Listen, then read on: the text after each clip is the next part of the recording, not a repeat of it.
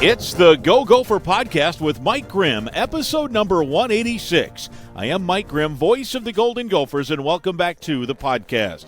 It's game week number 2 now for the University of Minnesota football team, sitting at 1-0 after a week 1 win over Buffalo last Thursday. This week, it's Northwestern State coming to town, and we'll get a preview from 7th-year Gopher linebacker and special teams ace, Derik LeCaptain. What a story he has to tell, as he's been on campus now since 2019. Our Go Gopher podcast is presented by alumni-owned Sunbelt Business Advisors and True North Mergers and Acquisitions. If you're a business founder planning to exit your business, start by contacting Sunbelt Business Advisors and True North Mergers and Acquisitions. Sunbelt serves more businesses up to $5 million in revenue than anyone, and True North M&A serves companies with revenues up to $150 million. Get a confidential, no-cost, no-obligation business valuation started today. Hey, make the most of your life's work. Visit sunbeltminnesota.com or tnma.com today. The Go Gopher podcast is also presented by onX Maps. Find out how to download the onX Fish app for free by listening to the Go Gopher podcast. We're podcasting episode 186 from the Aquarius Home Services studio. We invite you to subscribe to the podcast. It's free to do so. You can also go back and listen to previous Go Gopher podcasts. Last week, for example, I chatted with Gopher Athletic Director Mark Coyle. He enters year 10 now at Minnesota with the start of the school year. Lots of great talking points in last week's show. Lots of moving pieces in the landscape of college athletics. Go back and have a listen. It is still a timely interview. This week we're talking Golden Gopher football with one of the team leaders, 7th-year player Derik LeCaptain. He'll join me next. I'm Clay Geary, walk-on turned scholarship wide receiver for Gopher football. And I'm Ben Utek, U of M alumni, Super Bowl champion, and Tony Dungy Uncommon Award winner. We understand championship culture, which is why we're part of the True North family of companies. True North invests in only elite teams, like the champion team at Sunbelt Business Advisors, Minnesota's largest seller of companies. To learn more about True North and our diverse family of independently owned companies, visit TrueNorthEquityPartners.com. It's episode number 186. Welcome back. It's the Go Gopher Podcast. Great and thrilled to have with us a 7th-year Golden Gopher, Derik LeCaptain. Derik, how are you? I'm doing great, Grimm. Good to see you, man. Thanks for having me. Thanks for stopping in. So 7 years, and it's just now that I'm getting around to getting you on the podcast. Yeah. You should be mad at me for not having you on sooner. No, I'm just honored to be here, man. Excited to be here. So much to talk about because you've had so many experiences here. I mentioned this on the radio the other day, and only because every now and then when you're doing research on a game, you uncover this kind of silly nugget. So the 2019 season was your first, right? Mm-hmm. You redshirted. Yeah, I played in the last 4 games. Yep. And that Penn State game is kind of the benchmark game of PJ's era, really, right? In terms of regular season, for sure. That's the game everyone goes to. So the game last Thursday, there were 3 guys in last Thursday's game that were either in uniform or competed in that game. And you're one of them, of course. Did you play in that game? No, that was the week before I started playing. So you're watching in street clothes, or you in uniform watching? I was suited. Yeah. And just in case, but they wanted to save your red shirt. Yeah. Which if they hadn't saved the red shirt that year, we wouldn't be talking in this room right now. So that's great. So do you know who the other 2 guys were? Oh, I know myself. I know on the opposing team, Solomon Brown. Yep. And then, because Solomon was here with you, probably redshirting, maybe. I mean, he'd almost have to have been. Yeah. He was a safety. In fact, it's funny because you know guys come and go, and you try to keep track of them. So I'm filling out my boards. I'm like, Solomon Brown, is that our Solomon Brown? I'm like, it is. You know, like on Tuesday or Monday leading into the game week. The other guy was the quarterback for Buffalo. Really? He started his career at Penn State. That's right. So he was the backup. Yeah, he was there. Yeah. I confirmed with their radio guy who checked. And so 3 guys from that game are in the stadium last week, 2 for Buffalo. Yeah, that's pretty crazy. So anyway, you've seen it all. Is I guess the point of the story is that you need 1 more year to catch Parker Fox to get to 8. He had 8 years. I don't think. Is there any way to finagle the eligibility? I don't think so. Would you do it if they said you got another year, or is this like your last hurrah for college football? Absolutely, you'd be back. I would play here as long as they would let me. I absolutely love it. You know, I think someday, and people will not like to hear this, I think the traditionalists, someday there could be, through court cases and whatever, there could be no eligibility rules in terms of length of time. Like you got to be, you always have to be enrolled in school and take class and do all that. But someday somebody's, and there's pending cases about this right now. But I wonder if someday there'll be 10 or 11 or 12-year college football players. Which would be nuts. It'd be unbelievable. But in the NIL era, there'd be some payoff. Like there would be guys that I call them 4A, they're AAA players, pro players. There's that 4A in between. That they're good to be great college players. NFL's hard to make, maybe not quite good enough. And why not keep earning a living playing football and learning in the whatever classes you got to take, right? I mean, shoot, like why wouldn't you want to play as long as you could? Right? Exactly. So take me through. You mentioned you'd keep playing however long, but last year. When it was when you were aware that the seventh year is an option. I mean, you knew you had eligibility, but sometimes coaches might say, "Hey, we want a spot. Hey, we need the scholarship. Hey, this, that, whatever." So, how did that all work? At what point did you realize, or did you know that it was a possibility? And take me through the decision and how long it took you. It sounds like it was about a snap of a finger once it was offered. But take me through all that. I mean, it was basically almost going back to 2023. I suffered a torn pec muscle in training camp, and I'm pretty sure it was either day of or it was the next day. Just like talking to coach and like figuring out the options of, we were pretty clear cut. My season was going to be done, and I remember like the first thing I asked is, well, am I going to be able to get a medical year? And from that, like obviously we were able to take the steps and was able to get the medical year. So I knew after 23, I already knew, okay, I got 2 years, you still can be 2 here. years left to play. And because you had the real red shirt the first year we just talked about, you can play in 4 games in football. And then you had the year in COVID where everyone got a red shirt, no matter how many games you played, and then the injury. So that becomes then 4 years of eligibility. That becomes your 7 years. Exactly. And here you are. So just for the fun of it, share whatever you want about it. Do you have multiple degrees now? Are you working on a master's degree? Are you taking like one class for the fall so you can concentrate on football? How you handling all that? Yeah. So I was fortunate. I got my undergrad degree after the 2023 spring. So I was fortunate to get my undergrad after the 22 spring. So like almost 3 years ago. Yeah. So I have elementary education.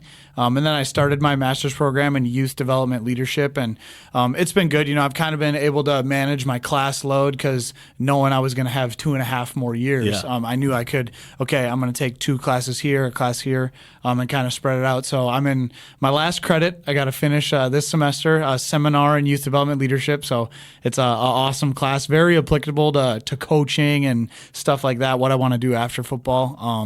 I just got that one class to finish out this semester, and then I'll get my master's degree. So. You'll have your master's in. Say it again. It was youth development. Youth leadership. development, which if you want to be a coach, a teacher, what have you, that's great. And your undergrad is elementary ed. Yeah. So you want to follow the footsteps of your head coach. Maybe he was an elementary ed guy, right? Yeah. History teacher. Yeah, he was. But I mean, it's funny because you come to school and you kind of have an idea of what you want to do, like go to school for, and what you want to do when you're done playing. And it's funny because I always loved school growing up. Like that was my place to be, like see my friends. Like I loved being around my teachers, my coaches, stuff like that. And then as you go along, like for me, I see how the coaching profession is really attractive to me when I'm done playing because it combines that aspect of, okay, the football piece that I love, but also the teaching piece. And I think that's one thing with our coaches is something I appreciate so much is they're such good teachers. They're great teachers. And just kind of seeing that crossover, I think that's something that's really, really cool that's formed in my mind over the years. So you're playing Big Ten football. There's guys in the Big Ten that make the NFL. Are you aspiring to try to play pro football if you can? Yeah, that's the ultimate goal for myself. And really, like at any level, like any opportunity that I get to keep playing at the next level, I'm grateful for. So, but at the end of the day, just focused on this season before anything else, and just see where this season goes. Last Thursday was the season opener. You guys beat Buffalo. There have been times in your career you've been a quad member where that means you're on punt return, punt coverage, kick return, kick coverage, right? You're not a quad member this year, or are you? I am. Because you've been on quad and not on quad, right? Over the course, I've been really on quad since my second year. Gotcha. Okay. And now we've changed it from quad to Trident. Yeah. What does that take me through? What that means? So if you start on 3 or more of the big 4 special teams phases, you're trident. Gotcha. So no more vernacular of the quad. So if you get 3 of the 4 or 4 of the 4, you're a trident. But you're 4 of the 4 right now? Yes. Gotcha. Yep. Take me through the pride of that, of having a contribution that way, and having an impact in an important aspect of the game. It often gets overlooked, but I do think people who know football give it its proper due, actually. I think that there's enough attention focused on it that people know who you are. Yeah, for sure. And for me as a young player, coming in, walking on here and all those types of things, I knew the way for me to get on the field early and to stay on the field throughout my career was on special teams. And I credit my older teammates and my coaches when I was a younger player saying, hey, like, you can make an impact and you can help change the game by playing special teams. So it started when I was a young player, just the preparation, learning how to play special teams, how to lead on special teams. You learn how to watch tape and all that stuff. And then just to build that, that bank through my first year to where I am now, and, to be able to get the perspectives of Coach Wanger for the first half of my career and now Coach Lig through the second half of my career. It's just been great and super appreciative of both of those guys for their development in myself and with our program. And just being with Lig these last 2 years has been unbelievable. He's one of the best men I've ever met, one of the best coaches I've ever had, and just his perspective on the game and, being able to sit in with him and watch NFL tape during the offseason, and we did some studies on some NFL guys, special teams wise. You can really hone in on, okay, this is the stuff that works, this is the stuff that doesn't work, this is your skill set compared to this guy's, so how can you use the stuff you're seeing on film and the stuff you're practicing in the offseason to ultimately give yourself a chance on Saturday. Yeah, Coach Lee, he's been a guest on the podcast. He and I actually go way back when I was working in radio in St. Louis. He was with the Rams for a year or two. I think my last year before moving here, way back in 2006, he was with the Rams. But when you got a guy with his experience at both levels, right? He's been around the block at the college level. Yeah. And if you look at that resume, he's got a Super Bowl ring. Mm-hmm. He's been, I don't know how many teams. That is the life of a special teams coach. Like, it's so that there's a bit of a nomadic life to it because you're going all over the country. Yeah. And you have to figure that part out of it. And I mean, because it's a high-profile spot, you can be an NFL special teams coach, and if your team gives up a kick return in the wrong game, it's a business. They'll gas you, and now you're going to look to find new work. Like I do think at the college level things are probably a little more stable, which might be why he's you know what, I'm going to go coach college guys and settle in at some point. But what a dude, what a guy. Yeah, he's awesome, unbelievable. Like I said, it's awesome. You go up there to watch tape with him, and we're grinding out the tape, we're locked in, we're having fun, and then he's like, oh, you been to this food spot? And he's got all the good food spots. So he's put me onto some good spots. I've been able to go try in the city. So it's our dynamic is awesome. And then just how he leads the specialist room, like that's such a connected room, and it has been, with Dragon and Mark the last few years. Now kind of passing that torch to Brady Denneberg, Alan Sukup, Tom Weston, and just seeing how that room grows and the professionalism that they have, they're unbelievable. So it's awesome. For you personally now, how do you view your role this year? And I know part of your answer is going to be, I'm going to do whatever they want me to do. Yeah. But you're a linebacker as well. Yeah. The linebacker room had a good night the other night, right? I mean, absolutely. You had Devin and Maverick and other guys coming in. So how do you view that?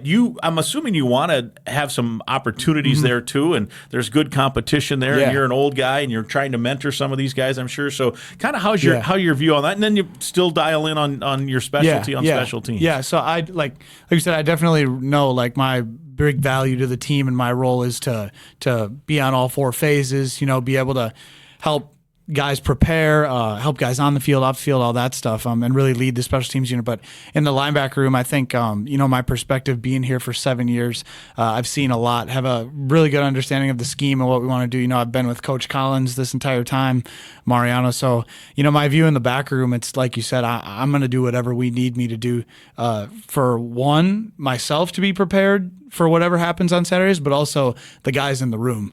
And being an older guy, being a leader, like you've seen how that mentorship as an older guy can really help guys who are younger, maybe guys who are in their second, third years, confidence-wise, and then just understanding of what's going on. So anything I can do for anybody in the linebacker room, if it's helping understand a play, a scheme, a call, why we're doing this, and then goes right into special teams too. And I think that's another cool thing is a lot of us that play linebacker play on most of the special teams units. So we get to be on the field a lot with each other. Our communication, our trust, that's really something that's special. And the room we're in this year is just unbelievable. You talk about being around just selfless guys who love each other and want to see each other do well. And I think that's what I'm most proud of, like with our room, is we really want to see each other succeed. And it doesn't matter who's out there. We're going to help each other do whatever we can to have success as a team and as a unit. And it's really special to be part of something like that. Yeah, and again, you're kind of, I mean, you and Mariano were teammates. Yeah, which now he's your position coach. Yeah. How is that dynamic? Yeah. It's awesome. Like, it's funny because you're like, I mean, how close are you to the same age? Is he a year older? We're probably the same age right now. Because I just turned 25. Yeah. So I can't put 25. Yeah, 25. Crazy. Holy cow. But no, it's awesome. And I tell, because people have asked me that before, and I'm like, this guy's been coaching me like that since I stepped foot on campus. Like, and that's another special thing about our room is, my first however many years here, in all the unrequired stuff in the off season, like that's who is in teaching me how to learn the defense, how to play and learn the special teams, how to be a professional in the building and all that stuff. So when Mariano took over the linebacker job, we hit the ground running and we haven't looked back. Yeah, you're not surprised he's a coach, right? No, not surprised at all. Do you get the itch, though, too, as you're watching and you see depth charts and you're a football player, you're competitive, like, gosh, I'd love to get in some more. I want to play linebacker some more. How do you reconcile all of that with, okay, I want to be a mentor, I want all these guys to do well, but gosh, I want a chance here, too, at some point. Yeah, I think it's, again, goes back to knowing like my role, right? And I know that is to go out there on every special team snap and give it everything I have and lead my unit, like lead my group and really be the connector between the offense and the defense, and I think that's something I take a lot of pride in on special teams is I know that myself and the unit I'm with, we're connecting the football team right now. We're going to get field position for the offense. We're going to improve field position for the defense and ultimately kind of put everything together. So that's I'm really it kind of never comes into my mind. Like I'm never really concerned with I'm playing this position or whatever. Like it doesn't matter to me. Like anytime I get to step foot on the grass, like I'm just happy to be out there. Yeah, I think that's the key to a good organization too, right? Yeah. I mean, everyone wants to do whatever they can, and if it means more playing time at a spot, beautiful, and if it means helping in another way or having a role elsewhere. I interviewed Jalen Smith, the redshirt freshman, who had a touchdown the other night for Mankato, wide receiver. For our pregame show, which people can hear on that interview on our pregame show on Saturday morning, and I asked him a little bit. I'm not trying to dig and create controversy, but I like to get into the mind. Like that's why I'm asking you these questions. Yeah. Like I'm curious how the mind works and why you're successful and why is Jalen. And I asked him a similar thing. Like, okay, you finish your redshirt year. You put in all this work. I'm sure it sucks not playing, and now it's finally maybe your time to play, and the team brings in 3 transfers at your spot. And all of a sudden, and he's like, no, those 3 guys have been the biggest help to me possible. And he goes, it's the best room I've been in. And we learned from, Daniel Jackson and Lemecki and Elijah Spencer last year. And so that's how you win games, right? Absolutely, yeah. Well, and that's the other thing too. Like, and something I never take for granted is I get to play football in the Big Ten. Like, and that's one of the best things about playing here too is everybody's here to sharpen each other, to make each other better, and we want to see each other do well. Like I can't tell you, like when I see Maverick out there and he's just making plays, flying around, like that. When Maverick first got here, he was like my little brother, like you know what I mean. And to see him just grow over this entire time and how he's really become the leader of our room, and same thing with Devin Williams, how he's grown over his time and become a leader. Yeah, and they're those two. You talk about 2 of the most humble guys you'll meet, 2 of the most fun guys you meet. And then those two, they're constantly, if someone needs help, they're helping them. They're always watching tape. They're helping each other. They've helped me a ton develop as a player, as a person, all that stuff. So, and when you see that and you understand it, especially as an older guy, you're like, yeah, we're a part of something really special. When then you see the younger guys early on, like Jalen Smith in this case, and I do think there is some trained behavior there. I think it all comes from the top. PJ has commented that this is how the culture is going to be, and if that's tough, then it might be. There's occasion. That's what the portal's for. All right, go find a spot that's better. He's done a great job of retention, but there's some trained behavior there too. But there's also some targeted, like they recruited Jalen Smith because they felt that was the attitude he had. And now he's not mad because they brought in 3 transfers. He's like, I'm learning from these guys, and they're good dudes, and we're all going to be better. Right. Yeah. Well, and that's the thing too, and and it's something that the reason I love playing here is because at the end of the day, the individual statistics, all that stuff, it doesn't matter. All that matters is our process, how we go about our work. Did we change our best from yesterday? And at the end of the day, can we look up and accomplish our goal each week? And that's being 1-0 each season. And Coach Fleck always says it we'll look up at the end of the year. That's when we'll look up. Right now, process, team. That's all that matters. And that's one of the reasons why I've been here for so long is because this program, Coach Fleck, our staff, they are and they believe in everything that I believe football should be about. And along the way, the hard work pays off. In Jalen's case, he gets a touchdown the other night, right? In your case, you might get a great hit on a kick coverage, recover a fumble sometime, coach a guy into being in the right spot to him produce all of those things. So it is kind of fun to watch that as it unfolds before your eyes. A couple of other things in just relation to getting the win the other night. And the championship season, the nature of it, and obviously you got Northwestern State as we record here on Wednesday, this Saturday.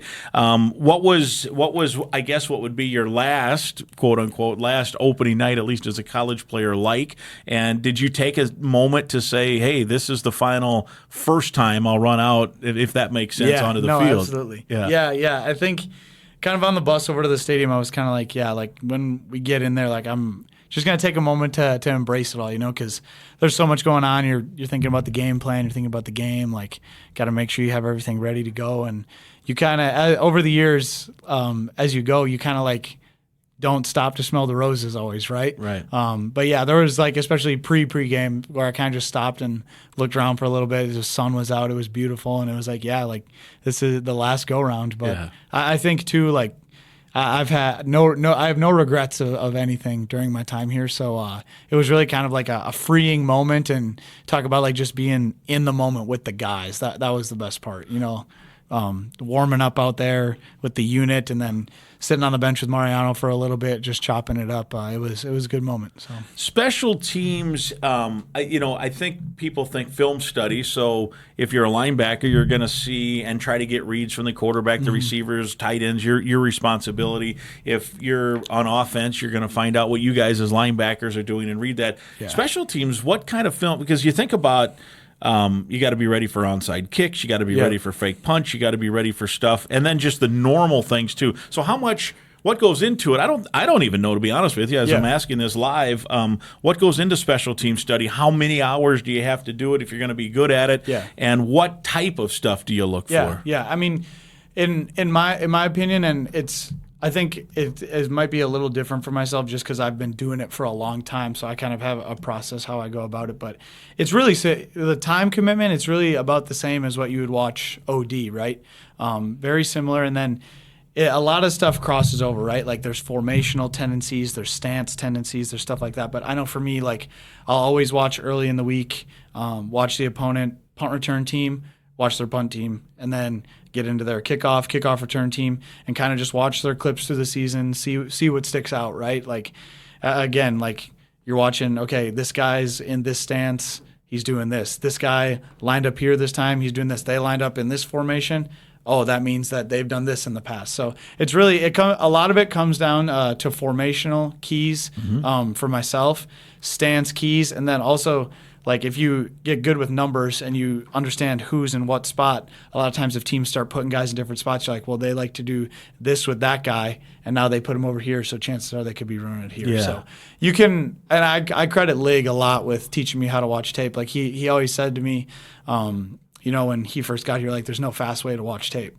Like you gotta sit There's there. no and put the speed time in. reading Yeah, here. and Yeah. I think one of the best things is I go in with him every day and we just put on whatever phase we're watching for that day, and we really break it down. And when you watch it with someone like that who has that experience and that knowledge, you start to watch it through that lens, and you're like, okay, they're lined up in this formation and they've kicked the ball here every single time. Or when they put this guy in this hole, they kick it to this spot every single time. Or when this guy lines up here on the punt return team, they're bringing pressure, right? So, and you kind of do that, and then you get out there on Saturday and you see those pictures over and over again, and the game kind of slows down.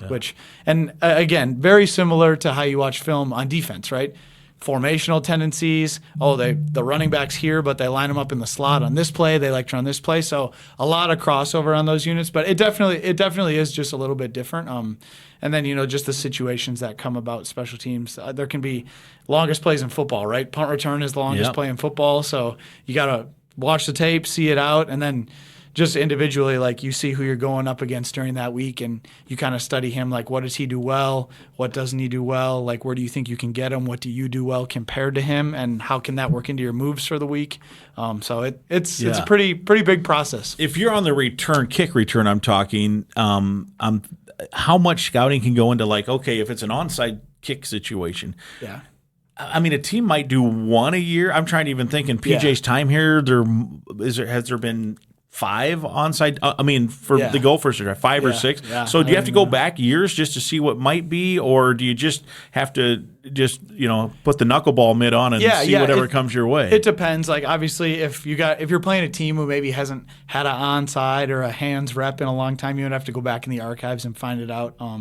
But yeah, that's definitely something interesting too. And like different coordinators come from different places. So you can be playing one team this week and you're like, oh, why are we watching film from this school? And it's like, well, the coordinator was there last year, 2 years ago or whatever. So it's interesting. And you kind of, that's the thing too. And going back and you got to look like, okay, have they done any like trickery stuff, like surprise kicks, specialty kicks, all that stuff. So, but then again, like the more you study it, there's certain things that'll tip off stuff like that. What's going to happen? Let me mention a sponsor here on the Go Gopher podcast. Summer is winding down, but there's still time to get out in your boat and do some fishing and win. And if you do, let the Onyx Fish app help you find the next best bite. The Fish app offers the most comprehensive fishing tool for increasing your success on the water. Use the Fish app to find new places to fish. You can sort by lakes, by species, abundance, trophy, and keeper potential. Onyx Fish also shows you hotspots, lake-by-lake regulations, private and public land ownership information, and more. Download Onyx Fish at the App Store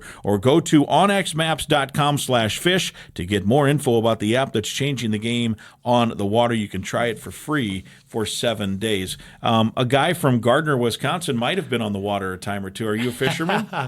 It's funny, right? Because growing up out there, you got Green Bay on one side. It's like a quarter mile away from my house. And Lake Michigan's like 5 miles the other way. And we were out on the water, but we weren't big fishermen, which is like, it doesn't make sense. One of my dad's really good buddies from back home, he owns like a guide service, and we used to go to their resort in the summer and go to the beach and stuff, but we never really went fishing with them. No kidding. We were more hunters. Yeah, so. Very good. Well, they have the Onyx Hunt app. I could have read that one. We alternate each week, but the Onyx Hunt, Onyx Maps, that gives you a lot of the similar stuff. But what would you hunt for, or what do you hunt for? Mostly whitetail and turkeys. Yeah, nice. Yeah. Very good. Everything in between. So. Do you remember your first buck? Yeah, I do. I do. 3-point little spiker. I was 10 years old. No kidding. Yep. What was that like? Yep. Oh, it was awesome. I was with my dad. We have a lot of hunting land on the west side of the state in Wisconsin. Okay. We got a crew that we own some land with out there. We got a nice cabin out there, and I got it with my dad when I was 10 years old, and it was awesome experience because I've hunted with my dad since I was a little kid. Yeah. So. Yeah. The deer opener, I'm sure it's the same in Wisconsin and Minnesota, is one of the big kind of almost like a holiday. Yeah, it is. And it's funny because even here, like for home games, that's usually a Saturday. It's like, I hope we don't land a home game on the deer opener because literally like 400,000 people are out hunting. They're not coming to the game. There's been a few games in the past where like my dad like the game gets over and we get done, and he like texts me. He's like, "Hey, had to run back to the cabin." Like, you know what? It's like the opener of deer season. So. Yeah. Has he missed a game to go hunt deer that you've played? Yeah, Northwestern 2019. Was that the terribly cold game? Yeah, freezing. Yeah. And it was like by halftime, there's about 7 people in the stands, right? Something like that. Yeah, it was a long time. So he missed ago. that one to stay and hunt deer. That's not the Northwestern game you scored in, though. No, that was 2 years before that. 2 years before that. Yeah. So that was that's your one touchdown in college football. You had switched from linebacker to running back. The depth was a little thin, and you had played in a high-level running back, Hall of Fame high school running back, which we can talk about here in a second. But what do you remember about that day at Northwestern and getting your chance to show your skills on the offensive side of the football? Yeah. It was like the 2 weeks before that, and the week like leading up was kind of. I had been doing some, because we had guys banged up, obviously, so I'd been doing some stuff with Tanner and Preston Jellin and Mo after practice, and they just taught me basically our 3 like most basic run plays, just in case, right? Well, Bryce Williams went down early, and then we got into the second half. I'm pretty sure Kai Thomas was cramping a little bit. So I was just, sitting on the dots waiting for special teams rep, and Coach Burns came up to me, and he's like, "Hey, you're going to finish it out." I was like, all right, let's go. Let's do it. And then it was awesome because I was confident, ready to go. And Preston came right up to me. Mo came right up to me. Tanner's right there. And Zach Anixted was the quarterback who I went out there with. And he did a great job just keeping me calm and poised and making sure I was good on everything. Yeah. So, and it was just a memorable play for the team. Like we played a great game, and it was just awesome getting to be out there with the guys. Have you heard my radio call of your touchdown? I think so. There was like something on Facebook a few years ago. It was like the Coach Flex plays that he's got like pictures of in his office, and I heard it on one of those. So I don't know if you heard the whole thing, and I have never brought this up to you, but there's this thing that the local flagship does in the morning. When I was in this morning, they gave me a line. They like me to fit a line in for their sake, and it kind of started as a little inside joke and just a subtle thing, and now it's kind of picked up some steam over the past few years. Yeah. So that game, and the first few years they would give me heavy metal, hard rock song lyrics, because I'm a child of the 80s, and so Motley Crue, AC/DC, Kiss, Poison, whatever. And so the lyric they gave me for that game was "Look What the Cat Dragged In," which was a song lyric from Poison. Yeah. So I have to fit that in, and it's getting late in the game, and I haven't found a real unique spot. A lot of times I try to just subtly put it in and see if I can get Daryl Thompson. It'll be like, "What the heck are you talking about?" So I hope. I felt bad later because it was your touchdown, and so I didn't mean it in any disrespect. But you score, and I said this might be a way to get it in. So I said, "Look what the cat dragged in. It's a touchdown." So it was not a knock on anything, but so if you hear that, that's that it's their fault. It's the morning show's fault. And anyway, that's So that's the radio call. I'm happy you were able to get it in. To get the movie or the now they give me movie lines, but then it was song lyrics. So I got the "Look What the Cat Dragged In" on your touchdown. So somebody might hear that and be like, why did that guy say that right then when this guy just scored his first touchdown? But that's why. That's the explanation. I love it. But I'm glad you scored. That was fun. Thanks, man. And then it's back to defense and special teams, and you got your chance. But your high school numbers for many, many years now, you have been the all-time rusher? It was all-time leader in all-purpose yards. Yeah. So, like, you were no slouch. Like, when you count running yards, receiving yards, kick return, did you punt return too? Yeah, kick return, punt return, and then I had to play quarterback like the second half of my junior year because our quarterback tore his quad. So you did it all. Yeah. Do you know what the number is, total yards? That was the record? 7 something. 7,000 something, yeah. So you were all state, all this stuff. Door County, right? In Door County, Gardner, Wisconsin. And we'll talk about that part of the state and the tourist part of it. But take me through what the recruiting process was like. So you're the star player on the local team, putting up huge numbers, setting records, all state, all this stuff. How did the recruiting process go, and how did you end up at Minnesota as a walk-on to start your career? Yeah. I was first when I was a young player. I was like, we had some very good players that I was surrounded by.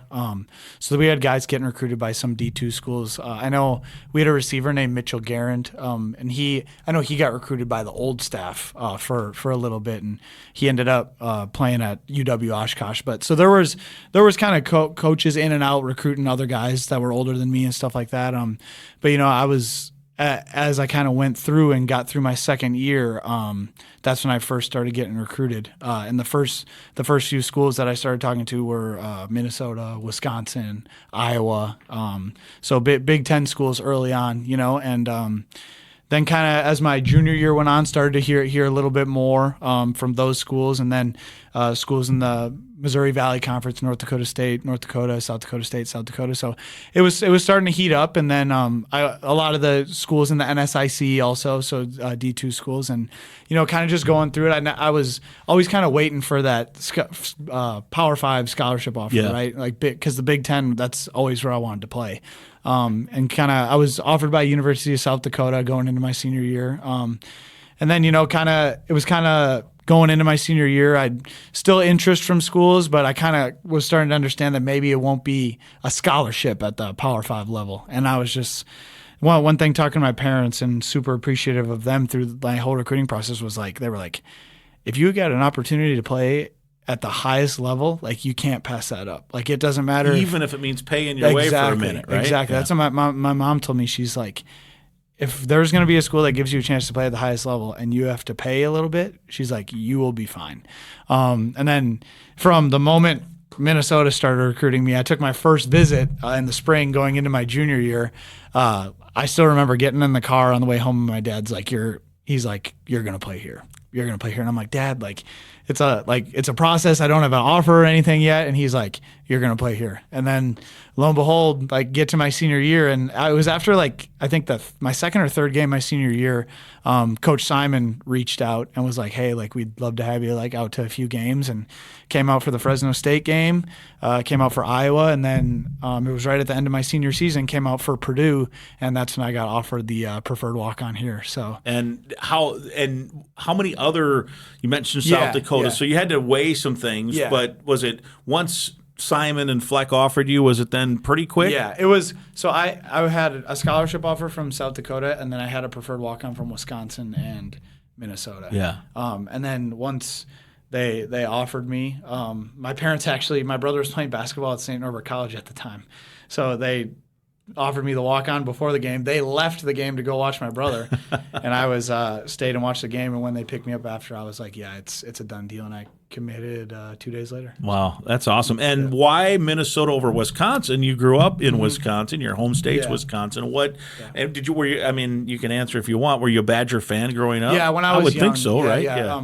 A lot. My dad's been a high school coach for 30 years, and he's had quite a few players that have gone there and played. Al Johnson, actually, if you know who that is, he's my brother's godfather. Oh wow! So we grew up Badger fans, and the older I kind of got, I kind of just became a really big fan of the Big Ten. The traditions, the rivalries, and everything, and then got into the recruiting process, and it was just fit for me. I felt like I fit the culture really well. I was aligned with the vision Coach Fleck had and everything, and I just knew it was something I wanted to be a part of, something really special. So here you are, and you walk on. So you're writing, you or your parents or whoever is writing checks to go to school here and play football. Mm-hmm. But you had an impact pretty much early on. You mentioned you played the last 4 games of that first year.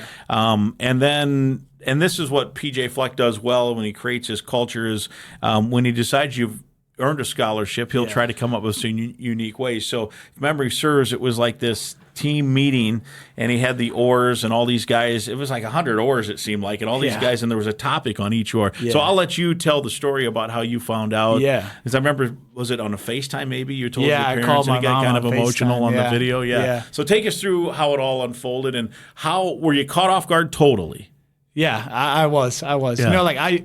I had a good spring ball and a good fall camp going in, and like we talked about, I was playing on all 4 special teams, but it wasn't even really on my mind, you know what I mean? Like, you're just locked in, you're in training camp with the guys, you're having fun, and then we go into the team meeting, and each oar had a different cultural saying on it. I think Blaze Andrews, his oar might have said "or," and it talked about what the oar meant to him, and then I know the "how" was on there, kind of all of our Gopher Talk terms.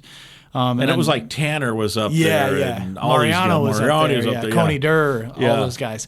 So I'm like, oh, like there's some dudes going up there, O'Keefe, and then they said special teams, and they called me down, and I was like, oh, like, and I'm like, dang. So now you're thinking, whatever this topic is, I got to come up with something good. And I just heard all these, these big time players, guys who've played in the Big Ten forever, like talk about their journeys, and I'm like, dang, how am I going to follow that? And I got my oar and I flipped it around and it said, "You're on scholarship." And I was just like confused. And I look, and you can, like in the video, I look and I'm like, scholarship? And then everybody went crazy. And then it hit me. I'm like, what the deal? Okay, yeah. And then the guys mobbed you, right? Yeah. It was awesome. Like, and still, I get like goosebumps thinking about it now because it was such an awesome moment, and to be able to call my parents and like you set out to have a goal for so long, and it didn't happen through high school or anything like that, and you kind of like have that crack on your shoulder for a long time, and even like getting the scholarship, you're super grateful, but now it's like, okay, like a lot of people would think, oh, like what a relief, right? And it's like, no, now I got to prove coach right, prove the staff right, prove my teammates right. And I think that's an awesome thing about having that perspective as a walk-on. Like you get a crack on your shoulder that, you feel like you've kind of been overlooked your whole career and stuff like that. And you're able to kind of use that as fuel and be part of the team and make stuff happen. Yeah, so you looked at it like you hadn't arrived and now you're getting a free education. You looked at it like, okay, now I'm even further motivated. Yeah. It was exactly right, because is proven the people that believed in me, like, yeah, like you. Like I'm doing it for you. I'm not just doing it for myself, and I'm not just gonna like sit back now and just be I'm good to go. Yeah. Like it's now I got to prove them right. So. Yeah, that's awesome. Now we mentioned Dork County is where you grew up. You joined Justin Gard and I on a radio show prior to the season in July at the internal media day. We had a good conversation. You said something. I think it was on that show. That, or maybe it was in Royce. I know Pat Royce did a story on you as well. I can't remember now, but that you grew up in this tourist area, but you didn't take part in many tourist activities. Yeah. Take me through. Yeah. You on a farm? Grew up on a farm, right? So my dad moved pretty far away from home, about like 300 yards from where he grew up. So no, my grandpa, he was a dairy farmer.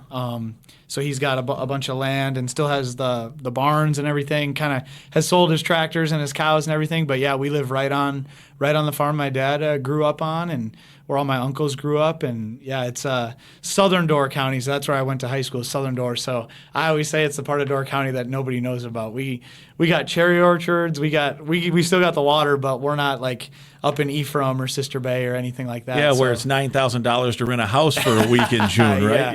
Right. Yeah, we're in the part like we got our campgrounds, we got the Gardner Swamp Wildlife Area. That's what we got. So no, and it's funny because you kind of growing up down there, it's kind of a similar thing. Like you kind of grow up with a little crack on your shoulder because you're like, yeah, I'm from Door County, but not really the part that people talk about or think is like glamorous and stuff. And it's like you kind of grow up with a little bit of an edge, right? But it is awesome living there because exactly like you said, like half an hour away, I'm in like full tourist mode, and it's like, oh my gosh, I live here. Yeah. So anytime, even now when I go home and I get to go up north and get into Sister Bay, the Ephraim area and stuff like that, I have a lot of friends who live up there now too and stuff. So it's always a good little trip. Yeah, and they have. So I guess Door County's known for what? Mostly the water. Yeah. There's these ice cream shops, right? Wilson's. Yeah. There's some restaurant that has a goat. Al Johnson's. That is on the roof eating They have grass on the roof. Yeah. And they have a goat on that roof that mows it, basically. Yeah, a bunch of them. Yeah, crazy stuff. What else is it known for? What else, when people come, what do they do? Well, I'd say the water's a big thing. Water and fishing, that's a big part. Cherry orchards are huge. And then there's a bunch of state parks, too. So it's really like the little shops and stuff. All the villages up north got little shops and little boutiques and stuff like that, restaurants. So there's really something for everybody to do. Huge sports community. In the summer, there's Door County League Baseball. It's a 8-team league, and they play basically I think it's a 16-week season. My brother plays in that, so that's a really big tradition on Sundays. And then it's just typical Wisconsin summer stuff: fish fries, hanging out by the water, going golfing, all that type of stuff. So. And then in the winter, basically nobody comes. Yeah. In the winter, it's really just the locals. You'll still get a little bit of tourism for like snowmobiles ice fishing and stuff. Snowmobiles, yeah. But a lot of people like it in the winter actually because it's kind of like okay. The locals like it. Yeah, we get it's calm. There's not not people all over the place. There's not traffic. So yeah. Are you a Packers fan? Did you grow up a Packers fan then? Yeah. You're right. Yeah. I mean, how far is your farm from Green Bay? 25 minutes to the stadium. Season tickets? I had one of my best friend growing up had season tickets. Owners? It costs what, $250 to be an owner? Yeah, something like that. Yeah. No, you're not an owner. Yeah. No, not an owner. Just a fan. Just a fan. Yeah. Are they going to be good this year? Yeah, it's the Packers. I mean, they got Micah Parsons now. Yeah, crazy. That's good. That is a crazy deal. I mentioned the Royce story that he did prior to the season on you and your family in the background, and I bring it up for a couple of reasons. One, I think Gopher fans who are listening, the loyalists know that Pat is not the biggest PJ fan, right? Mm-hmm. I wish I could get those two guys together because I know Pat, and he's a great storyteller and a really talented writer. He can be grumpy, right? And he can be a smart aleck, and he likes to stir the pot. And there's just something that they can't get connected on because I know PJ, and I know that what he is all about is the right stuff, and I wish they could do it. But he said, so I talked to him, I don't know, a couple of weeks ago. We were at a game or someplace, and he said, I don't think I'm sharing stories out of school here. I think he might have said this on one of his own shows, that he told you after doing the whole article, and he said, I told your guy, Derik LeCaptain, that I think it's a little crazy that his head coach on these meaningless wins against Rhode Island does this crowd surfing, that I think he's crazy. And he goes, LeCaptain looked at me. I can't do a Royce impersonation like somebody because he looked at me like my head just spun around. Like, how could you think that? And to me, that is exactly the beauty of the culture that Fleck has created here, is that it never even entered your mind that somebody could think that was kind of dumb. Pat thinks that's dumb. Some people do. Some people think, it's a meaningless win. I know the answer to this question, but why do you guys like to have PJ Fleck crowd surf, whether you beat Buffalo, Northwestern State, or Penn State, or Ohio State? Yeah, well, and every game, every win is important, and like coach says it like the best I've ever heard it is like winning is hard. Like, it is hard. The process of winning is really hard. The amount of time, sacrifice, lost sleep, physical exertion, everything is hard. And I can tell you firsthand, I see how hard our coaches work, how hard we work as a team, how hard our training staff works, our support staff, everything in between. So for those few brief moments in the locker room after, we get to celebrate that work. We get to celebrate that sacrifice. We get to take a step back and let our shoulders relax a little bit. And we get to just be in the moment with each other. And like you said, it doesn't matter who it is. Like, at the end of the day, we want to be 1-0 in every single game. And when we are able to accomplish that, like, it is an unbelievable feeling, indescribable feeling. And I think you can really only understand it when you're in it. And like you're around our program, our guys every day. Like, the amount of sacrifice and time that goes in. So that's why, like, just being able to play for a coach like that, who, regardless of how you win or what happened in the game, you're going to celebrate the win. Because the alternative is losing, and that's no fun. So why would you have no fun when you win? Yeah. Well, right? And it's like you. That's why you play, right? You play to win, and when you win, it should be celebrated. Now, we come in on Sunday, it's a little different vibe. We're still happy. You know what I mean? We acknowledge the win, and then we put our leather vests on. Yep. We go back to work, and now it's no longer good enough. Yeah. So, but in those moments right after the game, that's when we're going to celebrate. So it is, just me personally, it is one of my pet peeves. And again, this isn't directed at Pat or anything, because everyone has the right to an opinion. My opinion is that I wish the fun police would just hold off for a minute. Like why can't PJ Fleck crowd surf, for God's sakes, on any win? Yeah. Like you said, because I've seen it the other way. Coaches, when they're successful, and PJ's been successful, wins become relief. And they don't enjoy it, and pretty soon that's not sustainable. You just lose you hate losing so much, like losing so distasteful when you put in the amount of work you guys put into, right? Yeah. Like, you want to vomit. I mean, that's and the really good coaches are really good competitive athletes. So when you win, even if it is for 24 hours, or in this case a 5-minute little celebration, you look forward to that all week. Absolutely. And PJ's having fun with it. And who doesn't? What player doesn't want to throw their coach around a little Absolutely. bit? Yeah, it just irritates me. It's like people who say, well, why did you rush the field? You only beat so-and-so. Or why did the basketball team fans storm the court? The team they beat wasn't even ranked. Yeah. I'm like, why do you care? Yeah. If they want to do it and have fun. Now, right? there's safety reasons. Absolutely. Like I do think, rushing the court, to me, the only reason would be if you think people are going to get hurt, outlaw it, fine. Yeah. But don't say, well, they shouldn't have. That wasn't rush the court worthy. Yeah. Right. Move along. Right. Go do something else. If the students thought it was worthy and they want to have fun, they're paying $45,000 a year to go to school here and another $300 for student tickets. Yeah. If they feel like they want to rush the court. Absolutely. Well, who do you care? Yeah. There's something to be said about people who celebrate the success of others. Yeah. You know? And I think that's one thing, being around here in this university is one thing I love, is that this university celebrates the success. And I know especially with the sports teams, celebrate the success of each other, which is pretty cool. Yeah. I mean, you got to enjoy it. And it's fun. I mean, why can't people enjoy other people having fun? Absolutely. And if you think it's stupid, then just move along. You don't need to comment on exactly. it. But anyway, that I don't really mean to end on that, but it just it struck me. And again, that's not necessarily directed at him, at Pat, because it was a wonderful story, and I think he really fell in love with your family on the story. And he's a great writer and a great storyteller, and he's a guy you want to hang out with. And absolutely. He's been around. He knows everything about Minnesota sports and sports in general and everything else. But come on, Pat, let PJ crowd surf without any big problem. Taco Bell. That's what I want to end on. You guys, I think, was it Dragan that started it?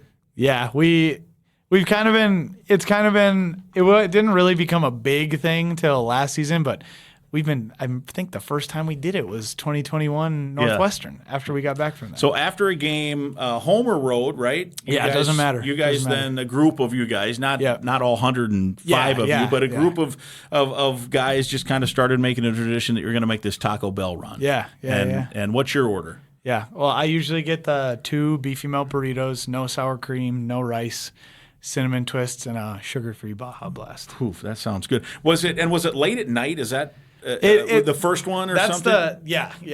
And that's the cool part is sometimes it'll be if we have an 11 o'clock game, maybe it'll be 4:30. Yeah. If we got a night game, and we might be there later, But it happens. After Buffalo, we were planning on going, and it was too late. We couldn't sit down and eat in there. So Dragan and Mark actually were at my apartment after the game, and we ordered it and got some there. A little DoorDash to your spot. Yeah. And gosh, next week with Cal, that's a 9:30 Minnesota time kickoff. The team, I'm assuming, will fly back right after.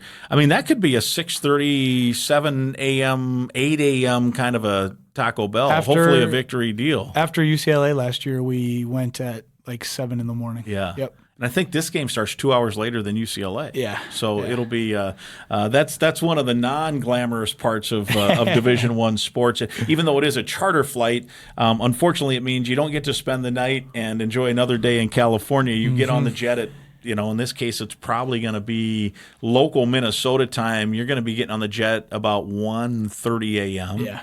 Flying overnight, hoping you can steal some sleep. I feel for you guys. I'm not a small man either, but you're sitting next to you're all big, strong linemen and different things, and there are no empty seats. Nope. I mean, they chuck everybody they can on these flights because you need a big support staff. So nothing like landing at 6 in the morning and heading to Taco Bell, I suppose. No doubt. Yeah. No doubt. Nothing better. Well, hey, it was fun.